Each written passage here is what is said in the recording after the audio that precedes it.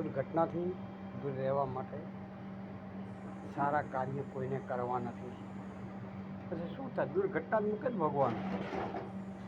સારા કાર્ય કરે તો એને દયા આવે, સારા કાર્ય ના કરે તો એને દયા ક્યાંથી આવે? આ સમય એવો છે ને તો તેને વાત જ ના કરો, એવો સમય છે. પહેલાંનો સમય એવો હતો, રાક્ષસો હતા ને, રાક્ષસો પાસે આ રૈયતને રહેવું સુરક્ષિત હતું. આ હાલની તકમાં રાજકારણી અને પોલીસવાળા પાસે રહેવું આ પબ્લિકની બહુ મોટી તકલીફ છે. એટલે બધી આવી નાની મોટી હોનારત હું આયા જ રાખશે. કારણ કે એને ખબર જ છે ઉપરવાળાને કે તમે કેવા છો. દુર્ઘટનાઓ મૂકવાનો જ છે અને દુર્ઘટનાઓ ચાલુ જ રહેવાની છે.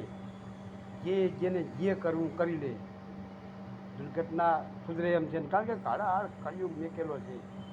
આમાં કોઈને સત્યના માર્ગે ચાલવું નથી. નરવી હાડા અનિશ્ચિત કરવી છે, લઈ દેવું છે માણસોને. માણસને ક્યારે શું કરવો, ક્યારે હેરાન થાય એવું જ કાર્ય કરવું છે. પછી એ દુર્ઘટના જ મેલે ને, બીજું શું કરે?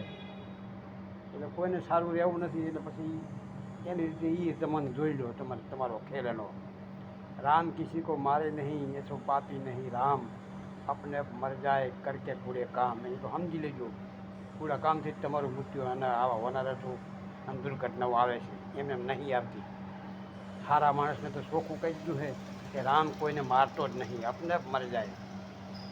એટલે જોઈ લેજો હવે તમારો ખેલ એનો હોય. તમારો ખેલ એવો છે ને તો એનો ખેલ જોઈ લેજો હવે.